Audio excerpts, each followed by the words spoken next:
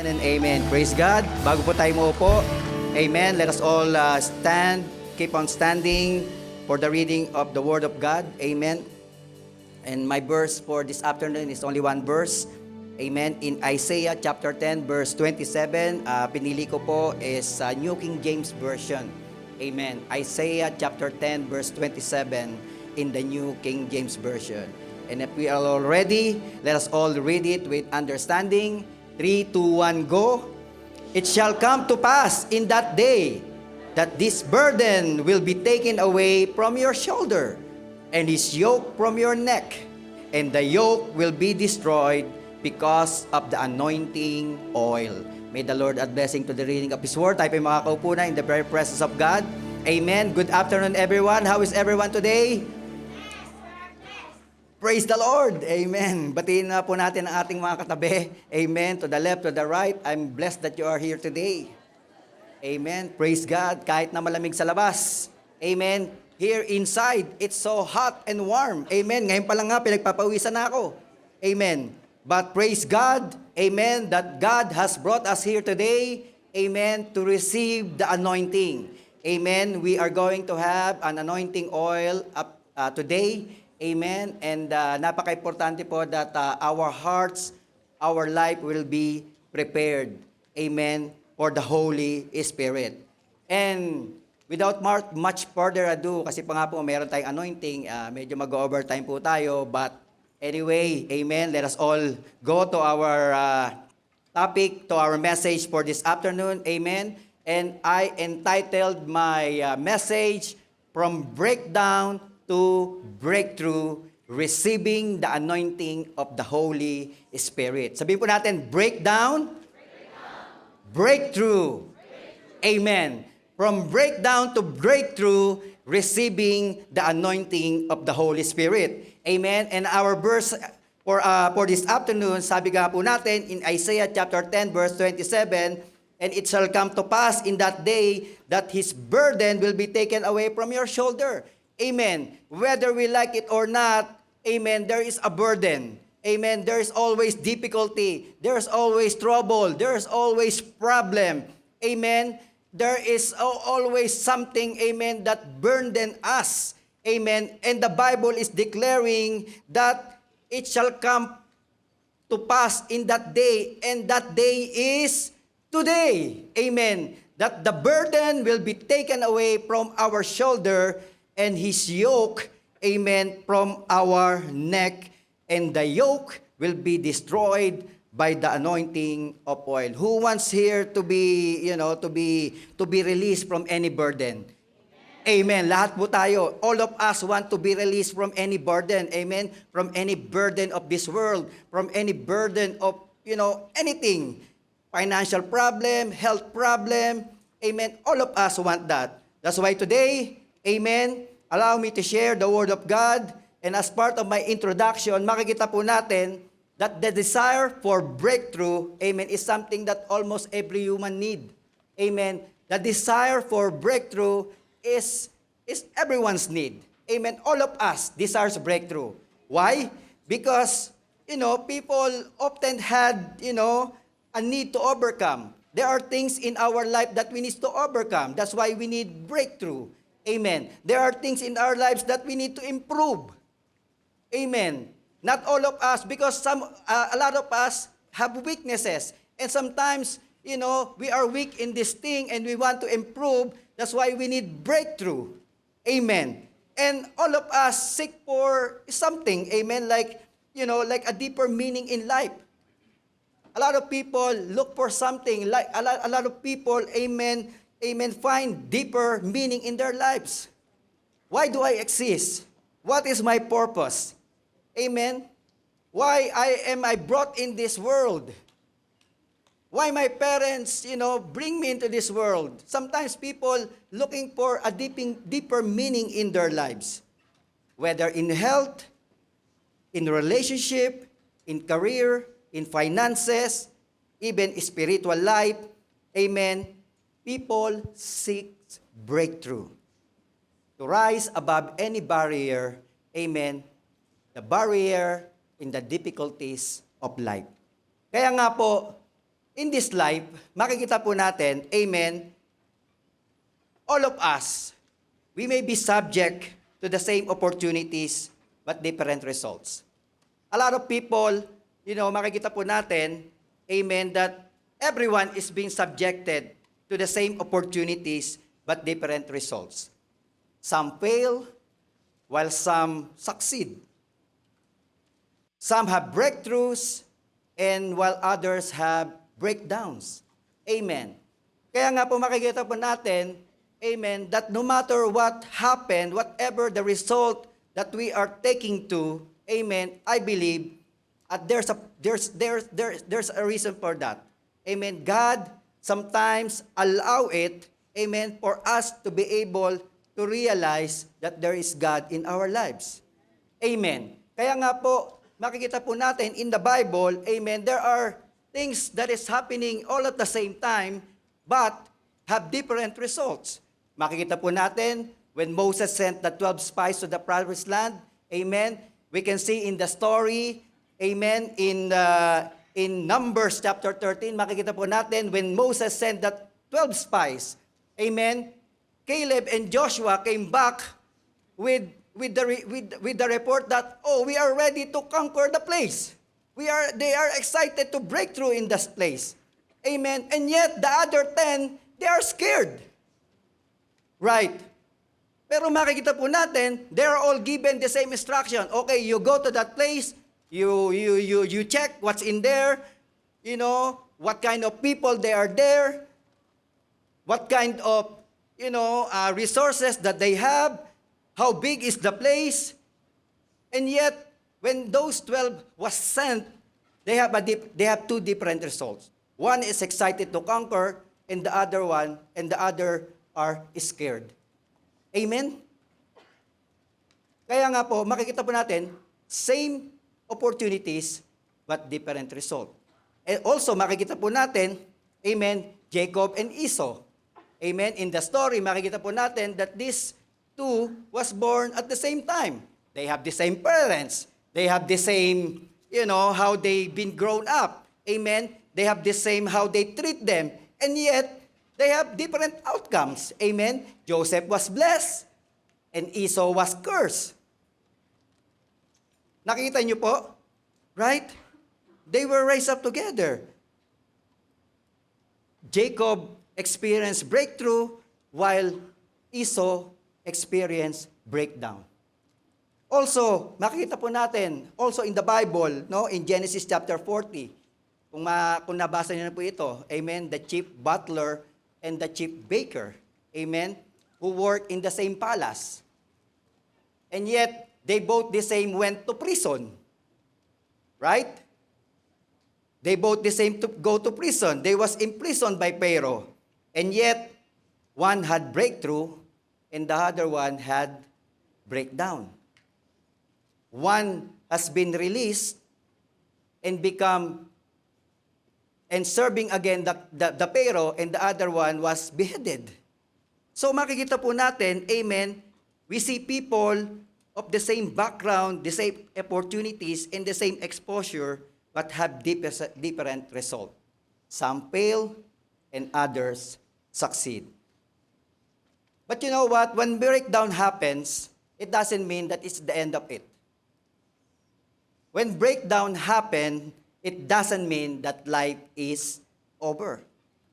You may fail, you may have weakness, we may commit mistakes, we may feel inadequate, but always remember, amen, that breakthrough does not come from human effort, but it is the work of the Lord.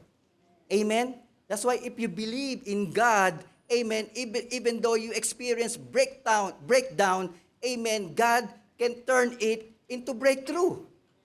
Because He is the God of breakthrough. He is the one who gives. He is the one who gives power. Amen. He is the one who can turn things around. He is the God of impossibility. Amen. And when human limitations are reached, amen, then divine intervention takes over. Amen?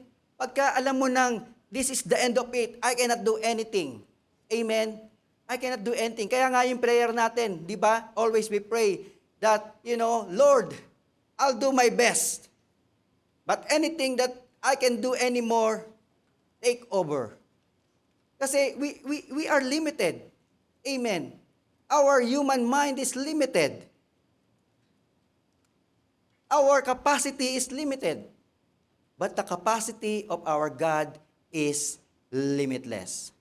And we have always to remember, amen, that breakdown precedes breakthrough. Sabi po natin, breakdown precedes breakthrough. Amen. Just as the grain of, wheat must die to sprout. Right? It has to break down first before it will break through. It has to die first before it will grow. Amen. Otherwise, if the grain of wheat will not die, it will not sprout. It's the same thing with us. Sometimes God allow us to break down so that we can trust Him, and then we will experience breakthrough in our lives. Amen. It's the same thing with the caterpillar. Amen. It breaks down into a cocoon. And when it breaks down, it becomes a beautiful butterfly. Amen. Sometimes allow God for us to break down. Sometimes God allow us to, to experience all these difficulties. We fail, we make mistakes. He allows it. So that when we experience breakthrough, we can really tell to the world, amen, that we can testify that God that we serve is alive. Amen? Palakpakan po natin ang Diyos na buhay. Kaya nga po, makikita po natin, amen, we can experience breakdown to breakthrough. And even in the Bible, we can see some people in the Bible who experience breakdown and yet breakthrough. Amen. Joseph. We all know Joseph. Amen. Joseph, there's a promise for Joseph. We all know, when we read his life, amen, in the story of Joseph, we know, bata pa lang siya, at a very young age, God already promised him something. And yet, God allowed him to experience breakdown. Amen. What are the breakdowns that he experienced? Amen. He was sold to slavery. He was imprisoned. He experienced breakdown. But before becoming a prime minister, amen, he received the breakthrough.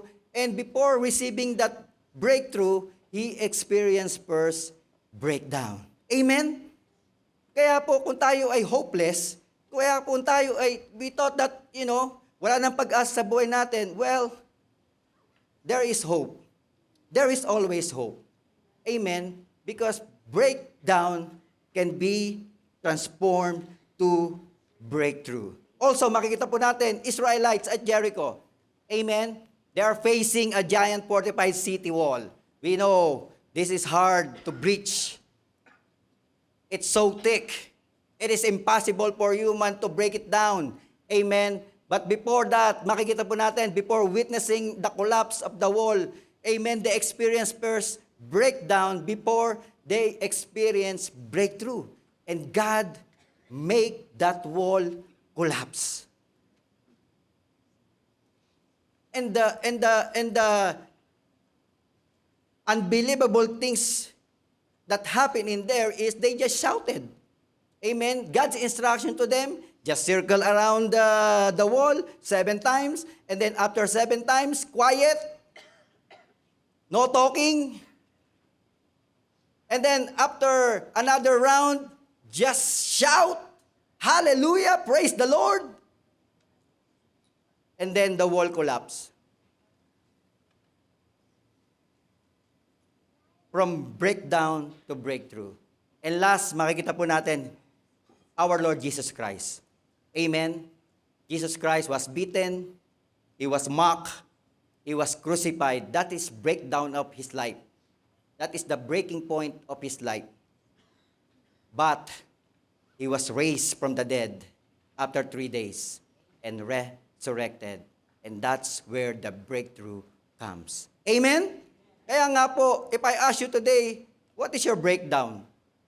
What is your difficulties in your life? What is your problem? What is the thing that you think no one can solve? Well, let me tell you this. Amen. The power of the Holy Spirit. Amen. There's nothing that the power of the Holy Spirit can do in your life today. Amen.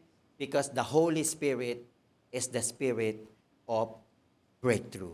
Amen. Kaya nga po sabi sa Acts chapter 1 verse 8a, amen, but you will receive power. Amen. When the Holy Spirit comes on you, amen, you will receive power. So whatever you are experiencing right now, you will receive power. Amen. You can stand firm. You can overcome. You will become victor in your life. Whatever circumstances that you are experiencing today, maybe, you think that, the good side is not on you. Well, if God is with you, as the Bible declares, no one can be against you. If God is with us, no one can be against us. Sometimes we think of our human comprehension. Sometimes we think that we are, we fail. But no. Amen. God is doing something in our life. Kaya nga po, the power of the Holy Spirit is not limited. The anointing from the Spirit will make us breakthrough in our life today. Amen? And your breakthrough will not be limited. Your breakthrough will not be limited. Those things that you are incapable, you will be capable. Amen. You will be empowered. You will be empowered by the Holy Spirit. It will make you unstoppable, unsurpassable. When the Holy Spirit anointing comes on a person, amen, those who are not qualified becomes qualified. What you cannot do before, you can do it. I remember yung mga gumagraduate ng EGR, amen. You will notice when they testify, the first thing that they will tell before they testify is, they're not used of talking to many people. All of them. And yet, after EGR, they are bold, they can talk, they can mingle, amen, because anything that we can do by the power of the Holy Spirit, we can do it. Amen? What could not do before, we can do it. And also, makikita po natin, breakthrough is an act of overcoming. It's an act of penetrating, amen, to any difficulties, to any restrictions, amen, in our life. Kaya nga po, how can we experience anointing? Pasensya na po, binibilisan ko, no? Kasi para matapos tayo kaagad for our anointing. Amen? How can we experience anointing for breakthrough this year, 2026? Amen? We need to understand two aspects of the anointing. Amen? For us to be able to understand what really anointing is we need to able to understand the two aspects, important aspects of anointing. Amen? On my next slide, makikita po natin, the first important aspect of the anointing for breakthrough is knowing the giver of the anointing. Amen? We have to know the giver of the anointing. Kasi baka mamaya, we don't know who's the giver. Amen? That's why it's very important who is the giver of the anointing. Amen. And the giver of the anointing is no other than the Holy Spirit. Amen. But who is the Holy Spirit? Is anyone here, everyone knows here who is the Holy Spirit is? Because I believe some people doesn't know who is the Holy Spirit is. Amen. And it's important for us to understand who is the Holy Spirit. Who is the Holy Spirit in your life? Amen. And makikita po natin in 1 John chapter 5 verse 7 in the New Living Translation, the Holy Spirit is the third person of the Trinity. Sabihin mo natin, third person. Amen. In 1 John chapter 5 verse 7 to 8, makikita po natin, so we have these three witnesses. Amen. There are three witnesses in heaven. And who are they? The Spirit, the water, and the blood, and all three agree. Amen. For there are three that bears witness in heaven. Ano bang translation yon? Kasi sa akin eh. For there are three that bear witness in heaven, the Father, the Word, and the Holy Spirit. And all these three are one. NIV ba?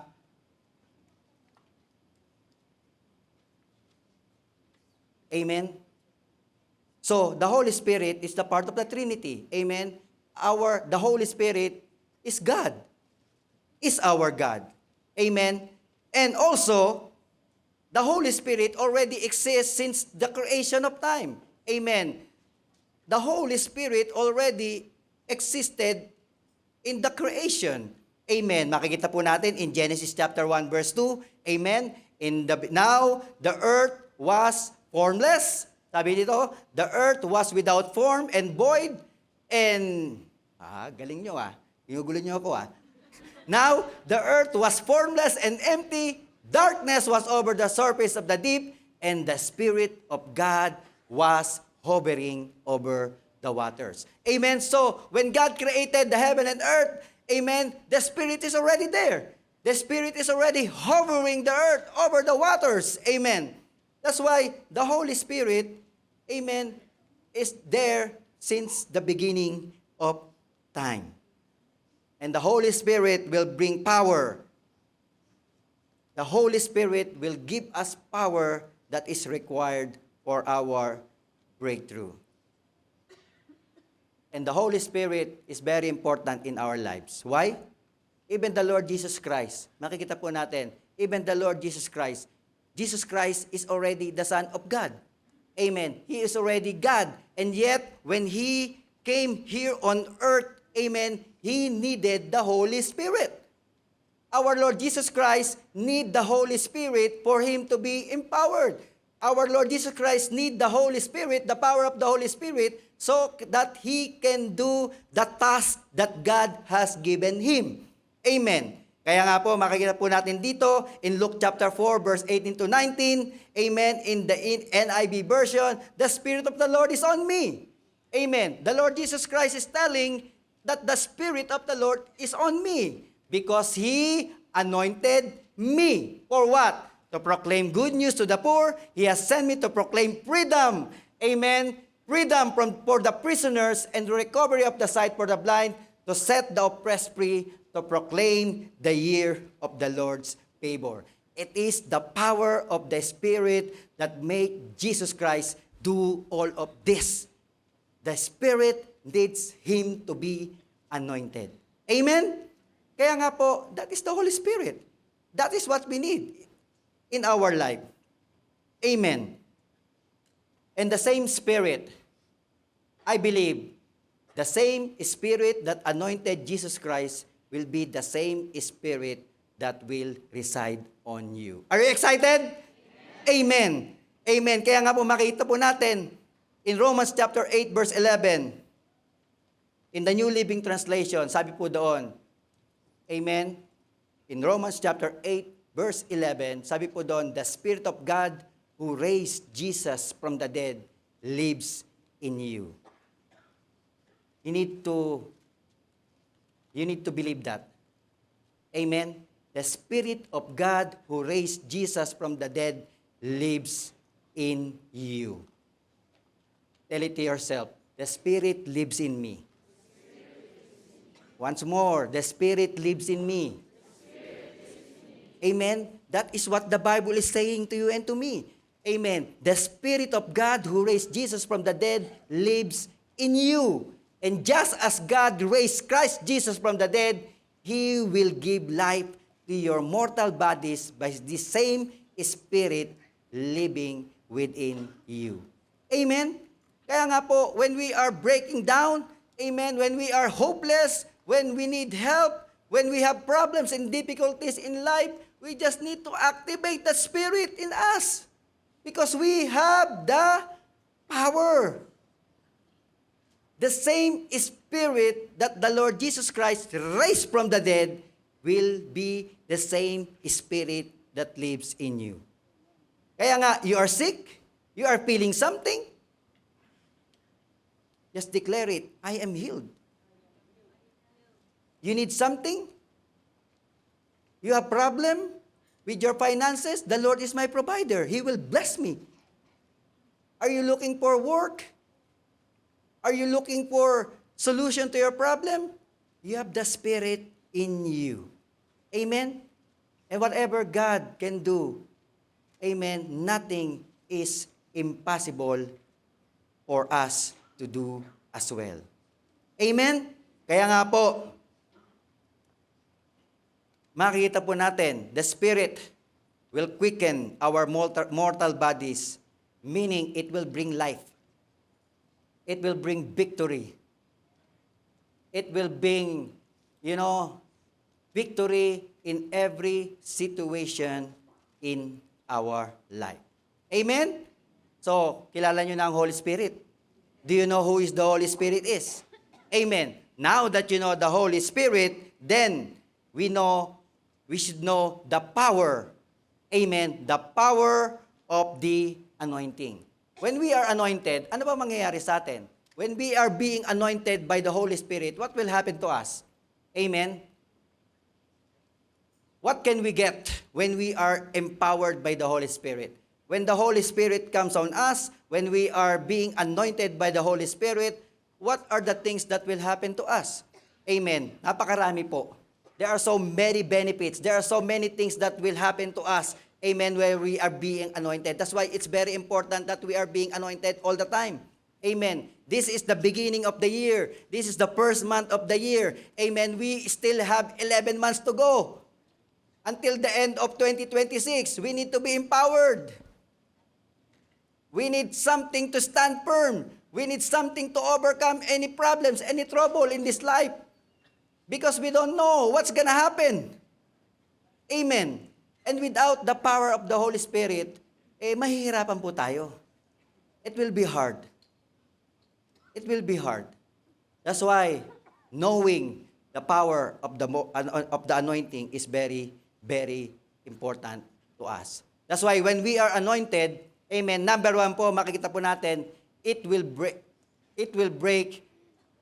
ang bilis. It will break any bondage. Sabi po natin, bondage. Amen. Whether we like it or not, amen, there is bondage in us. Why? Because all of us have sinned.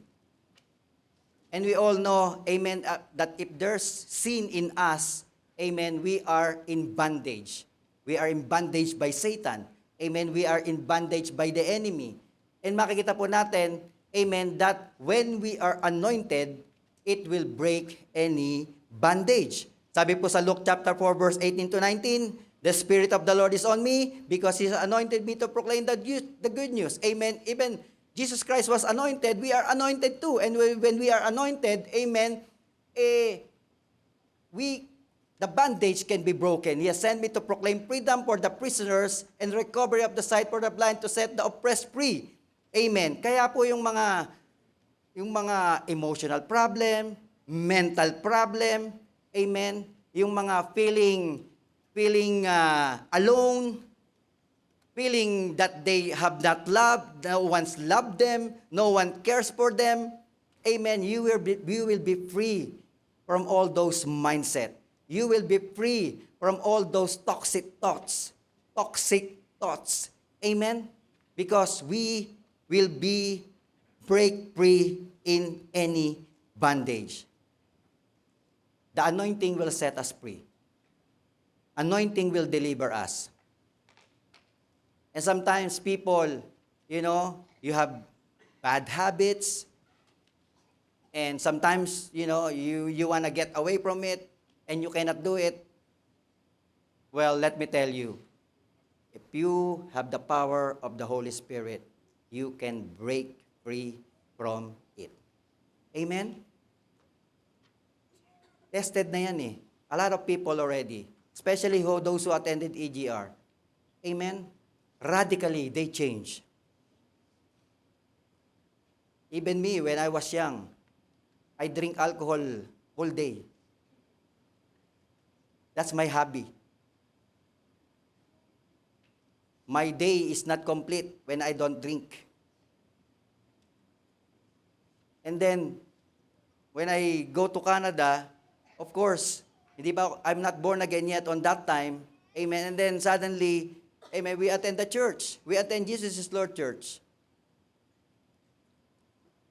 And then, reading the Word of God, being prayed for, and then, little by little, amen, nawawala na yung, the desire for that alcohol is diminishing. And then one day, that's it, no more. I remember when I went back to the Philippines after 6 months here in Canada, amen, and then I saw my friends. And, my friends in there, like drinking is the habit. Every day drinking. And then, of course, they are my friends, so I went with them. And then I told to myself, I'm changed now. And then, they keep tempting me. Oh, this is good, this is good. No, I don't want. Just order me soft drinks. And then I overcome it, really. I overcome it. And then after that, that's it. There's no iota of appetite in alcohol. That's why, we can break free from any bad habits. Any bad habits, we can break free. Amen? We will get rid of any bondage that weighs us down and torment us. Secondly, when we have the anointing of the Holy Spirit, it will transform us supernaturally. Sabihin po natin, transform. Amen? We will be transformed supernaturally. In 1 Samuel chapter 10 verse 6, sabi po doon, the Spirit of the Lord will come powerfully upon you, and you will prophesy with them, and you will be changed into a different person. Amen. When you are anointed, you will change to a different person. So your old has gone, the new has come.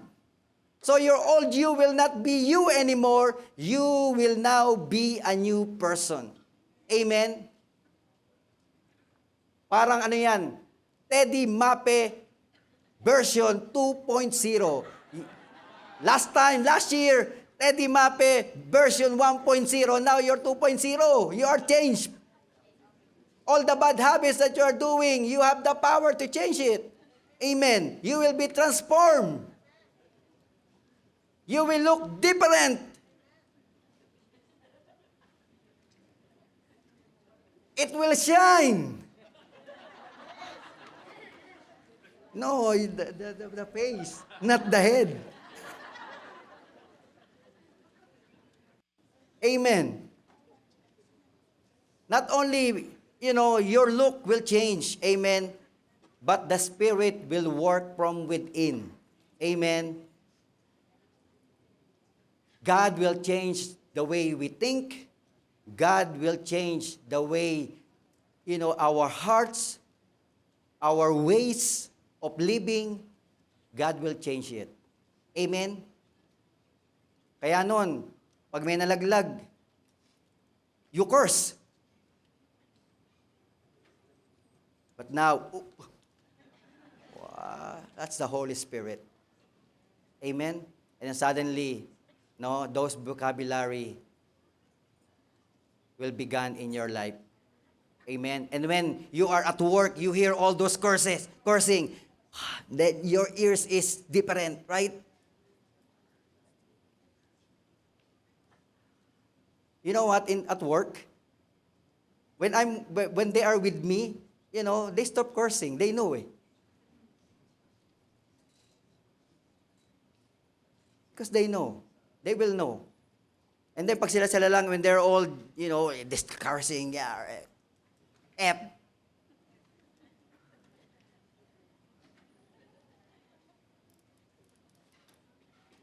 But us, amen, we will be transformed supernaturally. Thirdly, it will empower us for service. Sabi mo that's service.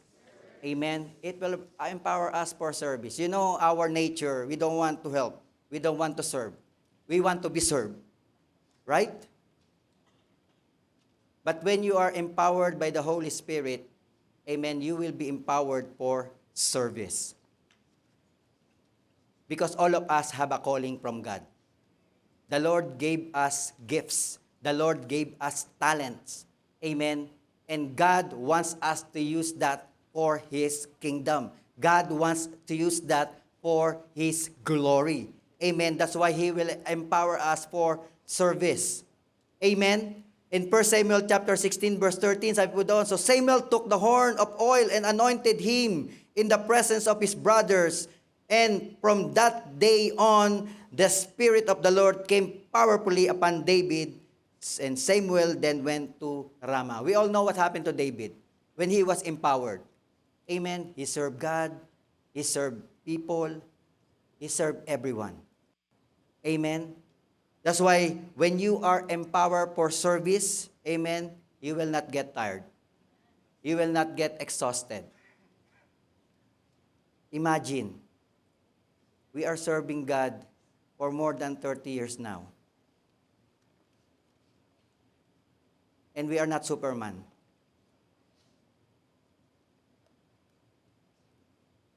Yesterday, we have Holy Spirit Summit. And you know, studying the Word of God is not, it's easy. You need time to study the Word of God. Last night, we came home around almost 9 p.m. I still have to study for the anointing service. Kami ni Pastora, we are studying. So, we are in the bed, you know, the laptop is in the front of us, we are studying, and suddenly, we cannot open our eyes. We are so tired. We want to wake up. We cannot wake up. Our eyes is closing by itself. Imagine that. And then, we have to teach. We have to preach. But God give us, you know, empower us. Amen. Empower us. And yet, here we are. Amen. Because it's only God. It's only God who can empower us for service. Amen. It's only God who can empower us, amen, to do the things that we want us to do. Amen. Kasi if it's just our own choice, option, right? No. It's hard. And then, that's 2 a.m. that we're trying to study, 2 a.m. Kalahati pa lang yung, it's only halfway on my preaching. 2 a.m. already. Lord, help me. It's already morning. I don't have anything yet. Pastora, she woke up 5 a.m. She slept 2 a.m., she woke up 5 a.m. and continue her preaching because she is first service. Me, after first service, I still studied. Amen? Kaya yung mga impossible, sometimes you think it's impossible. No, it's not impossible. Well, for you, it's impossible, but with God, it's possible. God will empower you for service. He will make a means for you to be able to do it. Amen. Just need to be anointed by the power of the Holy Spirit. Next, it gives protection and strength. Sabihin natin, protection and strength. Amen. When we are anointed, we are protected, and God will give us strength. Amen. Psalms chapter 89, verse 20 to 21, it says in there, I have found David my servant. With my sacred oil, I have anointed him. And then sabi po doon, my hand will sustain him. Surely my arm will strengthen him. Amen? God will protect us. God will sustain us. God will strengthen us. When we are weak, He will strengthen us. When we don't know what to do. Amen. When we are down, when we are pressed down, God will sustain us. His loving hands, amen, He will uphold us. Pagbagsak na tayo sa problema, amen, minsan ganun eh. God will uphold us with His righteous right hand. Amen? Because we all know that our life is full of challenges.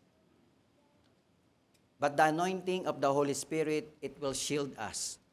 Amen? It will shield us.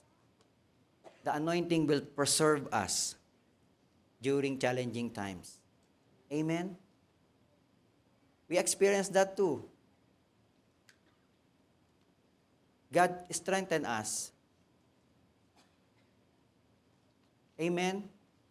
God strengthen us to move on during challenging times. And I know all of us experiencing challenging times in life. But God will provide strength beyond our intellectual capacity. Amen? God is our protection. God is our strength. Sabi nga sa Bible, amen, God is my refuge and my strength, a very present help in times of trouble. I don't know what the verse is, but that's what God says. He is the very present help in times of trouble. Amen? Kaya nga po, next, ang daming benefits. Next, it deepens our understanding. Sabi mo natin, understanding. Amen. It deepens our understanding. 1 John chapter 2, verse 20. Amen. But you have been anointed by the Holy One. Amen. You have been anointed by the Holy One. And you all have knowledge. Amen. You want knowledge? You need to be anointed. You want to understand the Bible? You need anointing. Amen. Most of the time, when we don't know God yet, even though you read the Bible, you don't understand it. But now, when you are being anointed, you understand the Bible. You have revelation. You have insight. Amen. Because it's the Spirit that gives knowledge. Amen. That's why, when you are anointed, whenever you read the Bible, you understand it. Amen. You have revelation. You understand what God wants in your life. Amen. You understand the will of God in your life. You understand your purpose. Amen. Because God deepens our understanding. And not only in the Bible, amen, God also gave us knowledge in everywhere. In our work, in our school, when you're taking your exam, when you are studying, amen, when you are anointed, it deepens your understanding. Amen? Because all the knowledge is already on you when you are anointed. The anointing provides a spiritual insight and deeper understanding of God's Word and even what is happening around us. Amen? Next. Tandaan nyo, ang daming benefits ha. Next, it attracts favor from God and men. Amen? All of us wants favor. Amen? Who wants favor here? Amen. Of course, everyone wants favor. But when you're anointed, amen, it attracts favor from God and men. Amen? Luke chapter 2, verse 39 to 40. Sabi po doon, when Jesus' parents had fulfilled all the requirements of the law of the Lord, they returned home to Nazareth in Galilee. There, the child grew up healthy and strong. He was filled with wisdom, and God's favor was on him. Amen. This is our Lord Jesus Christ when he was anointed in the temple, when he was offered in the temple. Amen. God's favor was on him. And if we want favor, we need the anointing. It brings divine favor. Amen? It brings divine favor in our lives. And last, makikita po natin, not only it attracts favor, but it also brings direction. Amen? It brings direction. Sometimes we are lost. Sometimes we don't know what to do. Sometimes we need to decide something and we don't know. What's the right path to take? What is the best? But when we are anointed, the Holy Spirit brings direction. It guides believers in times of uncertainty. Amen? Kaya nga po sa John chapter 16 verse 13, sabi po doon, but when He, the Spirit of truth comes, He will guide you into all the truth. He will not speak on His own. He will only speak only what He hears, and He will tell you what is yet to come. Amen? Kaya nga po, are you worrying for your future? Are you worrying what will happen this year, 2026? Are you worrying with your work, with your job, with your school? Are you worrying with your children?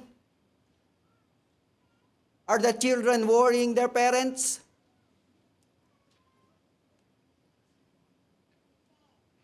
Iba na ngayon Dati, parents lang nagwo-worry sa children Ngayon, children nagwo-worry na sa parents. Amen. But the anointing will give us direction. Direction to our life. He will guide us. Kaya nga po, all of these benefits, imagine, as we are anointed today, amen, a lot of things will happen to us as we receive the power of the Holy Spirit. It will break any bandage. It will transform us supernaturally. Amen. It will empower us for service. It will protect us and give us the strength. It will deepen our understanding. It attracts favor. You will have favor from men and from God. Amen. Sa workplace mo. Amen. Bonus. Kaninang umaga, ang daming testify ng bonus. Increase and promotion. Favor. And it will give us direction so that we will not be lost in this life. Amen? Kaya nga po, so now that we know all the benefits of the anointing, imagine all of these things, we will receive it. If we want the anointing of the Holy Spirit. Do you want the anointing of the Holy Spirit today? Amen? Do you want it?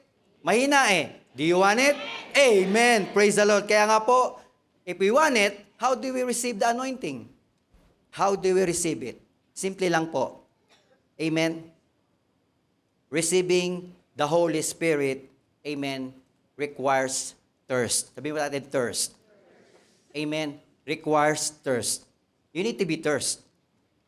Amen. Because if you are not thirsty, for example, water. If you're not thirsty, you're not gonna drink.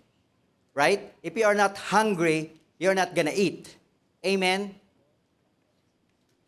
But if you're hungry, even though the food is not good, because you're hungry, you will eat. And it tastes good. Right? Even, even drinking. If you're not thirsty, you're not gonna drink. But if you're thirsty, you will drink. Now, if you want the Holy Spirit, amen, and you are thirst for the Holy Spirit, you will receive Him. We need to realize, amen, our need for God and thirst for Him. Kaya nga po, John chapter 7, verse 37 to 39, sabi po doon, on the last and greatest day of the festival, amen, Jesus stood and said in a loud voice, sabi doon, on the last and greatest day of the last Sunday of the month of January. Kasi last Sunday of the month ngayon, di ba? Sabi nun, Jesus stood and said in a loud voice, let anyone who is thirsty come to me and drink. Are you thirsty for the power of the Holy Spirit? Are you thirsty for the anointing of the Holy Spirit? Then if you are thirsty, then come to Him and drink. Because in verse 38, sabi po doon, whoever believes in me, as a scripture has said, rivers of living water will flow from within. Amen? Rivers of living water will flow from within. And in verse 39, by this he meant the Spirit. So it is the Spirit. Amen. It is the Spirit that will fill us. Not only fill us, rivers of living water will flow. Amen. Yung talagang, meron kang specify mo talaga. Rivers. You make, you emphasize, hindi lang rivers of living water. Malulunod ka. You will be drowned by the anointing of the Holy Spirit. Amen? Kaya nga po, the only way you can receive it is when you are thirsty. When you want it.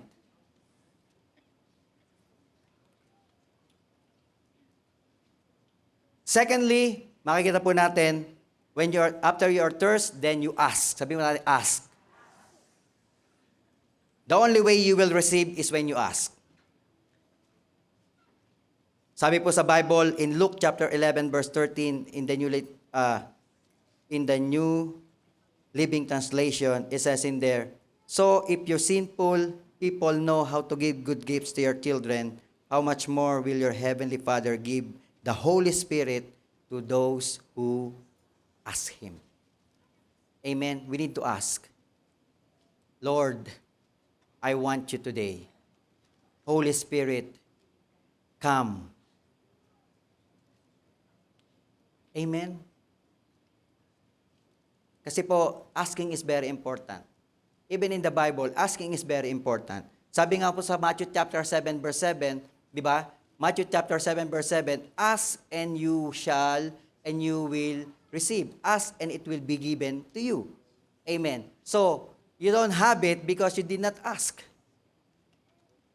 Same thing with prayer. You did not receive it because you did not ask. So, if you want the Holy Spirit, then ask. And sabi nga po sa Bible, amen, binasa natin in Luke chapter 11, verse 13, how much more, amen, how much more that God cannot give the Holy Spirit to those who ask Him. Amen? Kaya nga po, just ask. Thirdly, believe. Sabi natin, believe. We need to believe and not doubt. You know, the enemy of receiving the Holy Spirit is doubt.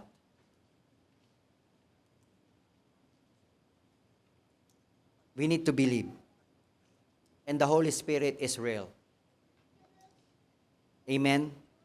Ephesians chapter 1, verse 13, it says in there, and you also were included in Christ when you heard the message of truth, the gospel of your salvation. When you believe, you were marked in Him with a seal, the promised Holy Spirit. Amen? The only way you will be marked by the Holy Spirit is when you believe. Kaya po, pag minsan, amen, sometimes that's why we cancel any doubt, any disbelief. Amen, because that's what the enemy wants to happen in our lives, not to receive the power of the Holy Spirit, not to receive the anointing, because Satan doesn't want you to receive all those benefits. Satan wants you to still be in bondage. Satan wants you to be in the yoke of slavery.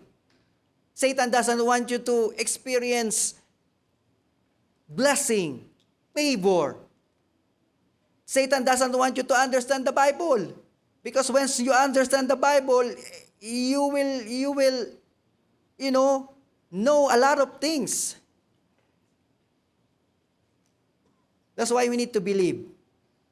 We need to believe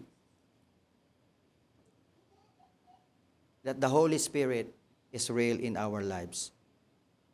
That He can empower you and give you His anointing. Last but not the least, amen, receive. Let's say receive. Then we receive. Once we are thirst, and then we ask, and then we believe, now it's the time to receive. Amen? Sabi po sa Acts chapter 2, verse 4. Acts chapter 2, verse 4. Amen? In the New Living Translation. And everyone present was filled with the Holy Spirit and began speaking in other language as the Holy Spirit gave them this ability. All of them, everyone who are present. So, no one is exempted. All of you that who are present today, if you are thirsty, if you ask, if you believe, then you will receive it. Amen? Yung mga wala dito, hindi talaga sila makaka-receive because they're not here. But you are here. Amen? That's why you have the chance of receiving the power of the Holy Spirit. And you will be filled. Are you excited? Amen. Praise the Lord. Kaya nga po, as I end, amen, the anointing of the Spirit is not a luxury, but it's a divine necessity for victorious living and effective service. Amen? We need this. We need the power of the Holy Spirit because it's our divine necessity for victorious living. And as you receive the Holy Spirit, as you receive the anointing, amen, you are not just a person. You are not just a person, but a vessel anointed by God, walking in power, authority, success, and victory. Amen? Kaya nga po, when you receive the anointing of the Holy Spirit, amen, you are the vessel. You are walking in power. Amen? Everything may fall around you. You are walking in power. You are walking out in authority. You are walking in success. You are walking in victory. And nothing in this world, amen, can throw us down. Nothing in this world can beat us because the power of the Holy Spirit is in us. Amen? Praise the Lord. Palakpak mo natin Diyos sa buhay. Tayo po tumayo sa mga oras na ito. Amen. Praise God. Praise God. I hope and I pray, amen, that we understand, amen, the anointing. We understand the Holy Spirit. We understand the power of the anointing. We understand how can we receive the Holy Spirit in our lives. Kaya nga po, before we will be anointed, amen, of course, there's always something that we need to do for us, the Holy Spirit, to come to us. Of course, the Holy Spirit will not reside in our life, in our hearts. Amen. Because the enemy of the Holy Spirit is sin.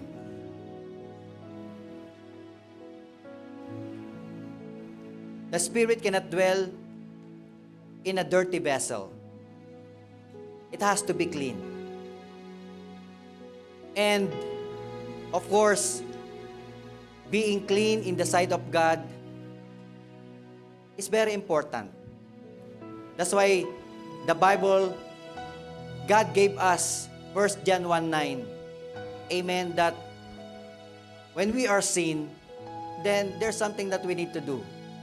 And ang po sabi sa 1 John 1:9 that if we confess our sin, He is just and faithful to forgive us. And not only forgive us, amen, He will cleanse us from all of our righteousness. He will purify us. Amen. He will cleanse. He will remove any impurities in our lives.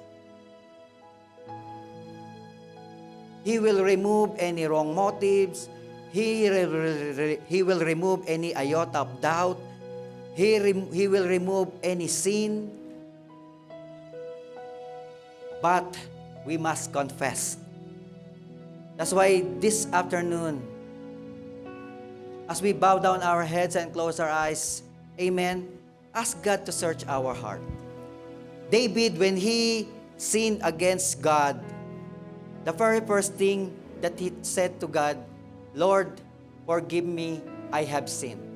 And then he said, Lord, search me, O God, and know my thoughts today. Lord, search me and know my anxious thoughts.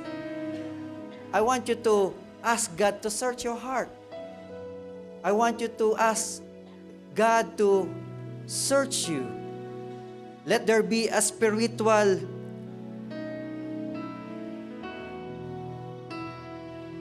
operation in your heart today. And we ask the Holy Spirit to reveal unto you what are the things that you needed to be repented on. Like I said a while ago, sin is sin. There's no small sin, there's no medium sin, there's no large sin, there's no extra large sin, there's no extra small sin, there's no white lies, there's no gray lies. They are all sin. That's why this afternoon, I want us to repent, confess our sin before God. If there's any disbelief, ask God to take it away into our lives.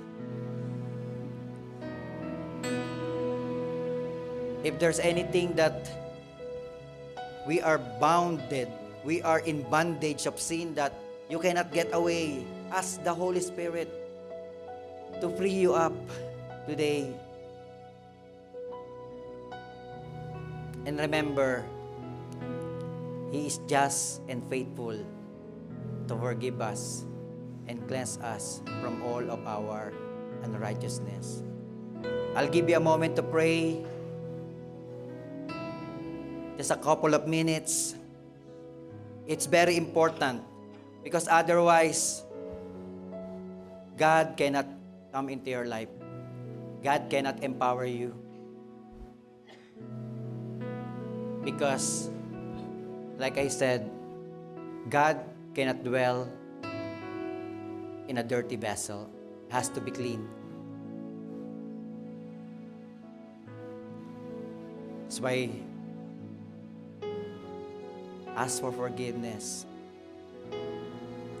If we have an unforgiving spirit, then we need to ask for forgiveness.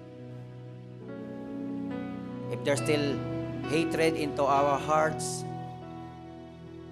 galit ka sa asawa mo, galit ka sa anak mo, you're angry with your parents, you're angry with your children, you're angry with your spouse, that is not from God. And we need to release forgiveness.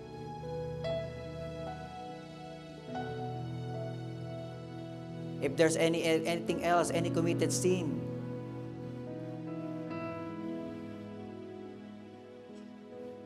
the things that we watch, if there's any words that we have spoken that hurt other people, if there's anything that we have done not to please God, then this is the time to ask for forgiveness.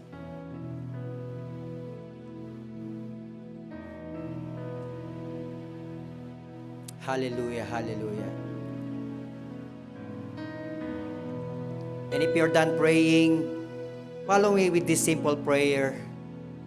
Lord Jesus, Lord Jesus, I acknowledge that I am a sinner. I am a sinner. Lord, forgive me Lord, forgive me from all of my sin, from all of my sins, from all of my unrighteousness. from all of my unrighteousness. Lord, I pray Lord, I pray that you will cleanse me that you will cleanse me with your most precious with your blood most precious blood and take away take away any unrighteousness any unrighteousness that's still lingering that is still lingering in my heart. in my heart. Lord Jesus, Lord Jesus, I invite you I invite you to come into my heart. to come into my heart. Be my Lord, Be my Lord, be the Savior, be my Savior, and the Master of my life. and the Master of my life. Help me, Lord, Help me, Lord, to live a life to live a life that is pleasing unto you. that is pleasing unto you. In Jesus' In name, Jesus' name. amen, amen. Praise the Lord. Let us sing one song to the Lord. Hallelujah, hallelujah. Surely you are in this place. As we sing that song, As we gather I want you to seek prepare your hearts today. Sabi po natin kanina, amen, receiving the Holy Spirit, you need to be thirsty. You need to be thirsty. You need to ask. Our hearts are changed. You need to believe. And you need to receive. The Holy Spirit is already in this place and ready to pour out His Spirit upon you. It is up to you now. It is your decision. It is your choice if you want to receive His power. That's why our hearts are changed. it's up to you. That's why we need to covet the anointing of the Holy Spirit.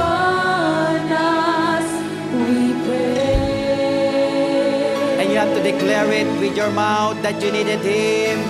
Holy Spirit, move among us today. Revive us, Lord. Restore us. Restore us. Depression, anoint us. Anoint us. Move in power.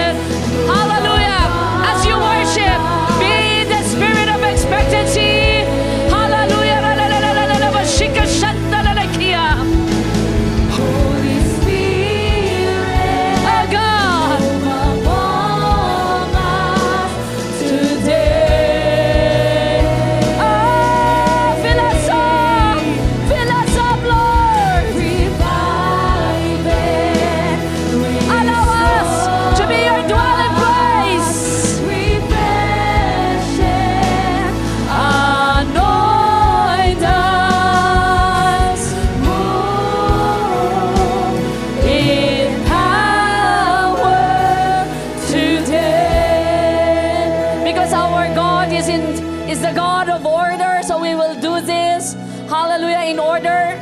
You will be assured when it is your time to be anointed. But while we are waiting for that time, hallelujah, continue to worship the Lord. Continue to be in the spirit of expectancy.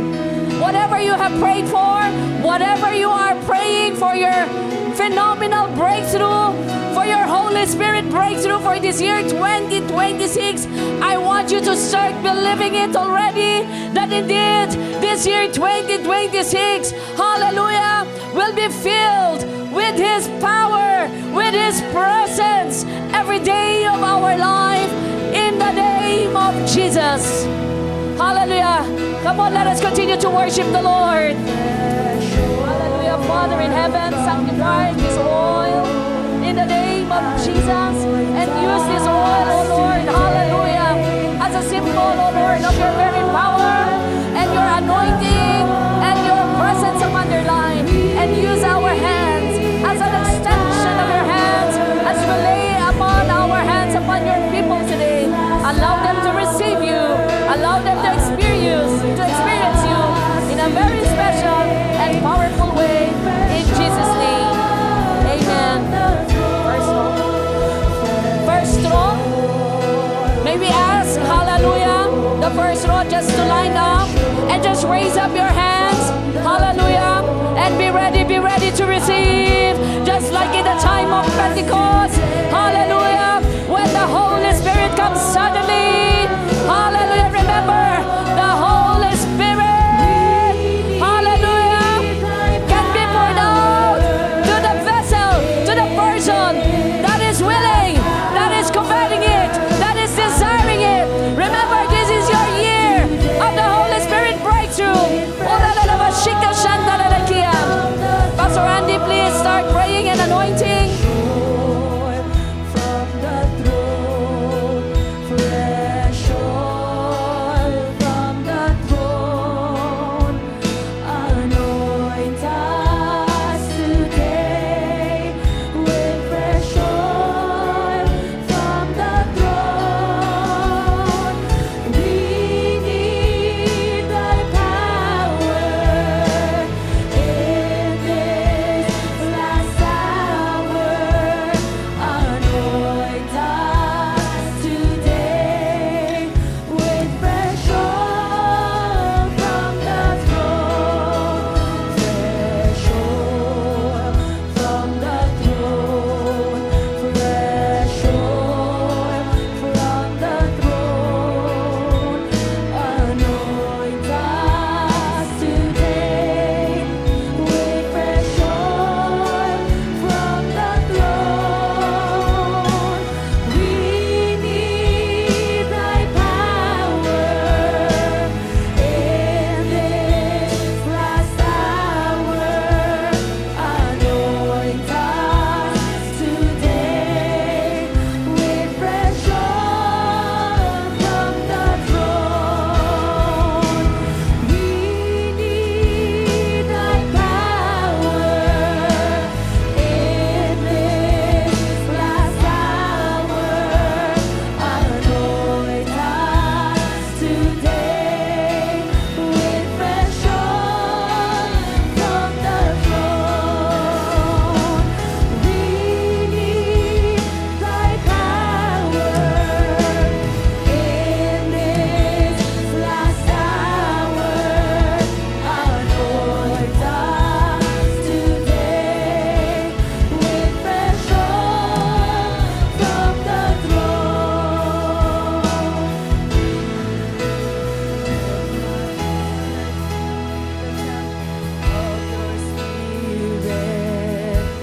Let my spirit feel the warmth of your embrace. Let me be a holy habitation where your spirit is pleased to dwell. Let my heart be the temple of the Spirit. Let my spirit feel the warmth of your embrace.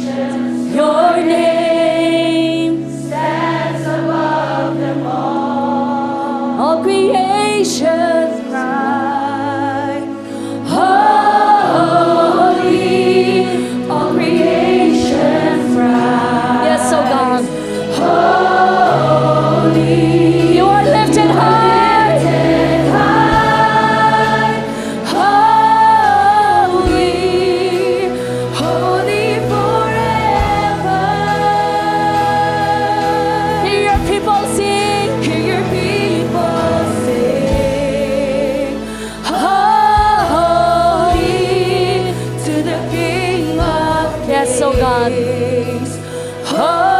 Holy, you will always be.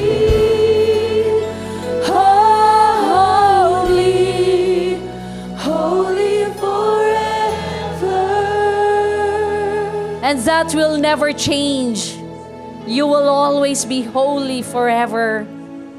That's why we believe, oh God, hallelujah, that today, tonight, hallelujah, through the power of thine Holy Spirit, you will continue to seal, hallelujah, what the Holy Spirit has deposited in our hearts, what the Holy Spirit has released upon our lives, the fresh anointing power, hallelujah, the anointing that breaks the yoke of the devil, the power of your anointing that will deliver us and allow us to experience breakthrough. Lord, let it manifest. Let it manifest in our lives for this year 2026. That's why I pray that indeed, Lord, hallelujah, that no man and women, oh Lord, will leave this place empty-handed. But indeed, oh God, you have already secured our future, our life into your mighty loving hand. That's why we will have no fear. Lord, we will not worry anymore because our life, hallelujah, is in the hands of our mighty, powerful God. Father, we thank you because we believe that indeed, that in this year of the Jubilee, hallelujah, we will experience that Holy Spirit breakthrough where there will be manifestation of exceeding fruitfulness in every areas of our life, where there will be increase and promotion in our jobs, where there will be, oh Lord, healing and deliverance upon our physical body, upon our lives, and even upon our loved ones, in the name of Jesus. And I believe, oh Lord, that whatever also is the very secret petition of your people, Lord, I pray that indeed you will answer the very desire of their heart, the very prayer of their heart. Hallelujah. Lord, release your power upon them this year, 2026, that breakthrough upon breakthrough, victory upon victory, and favor upon favor is already upon us. We believe it. We receive it in the name of Jesus. Father, we thank you. We bless you. We honor you. And all the people of God will agree and say, Amen. Amen. God bless you all.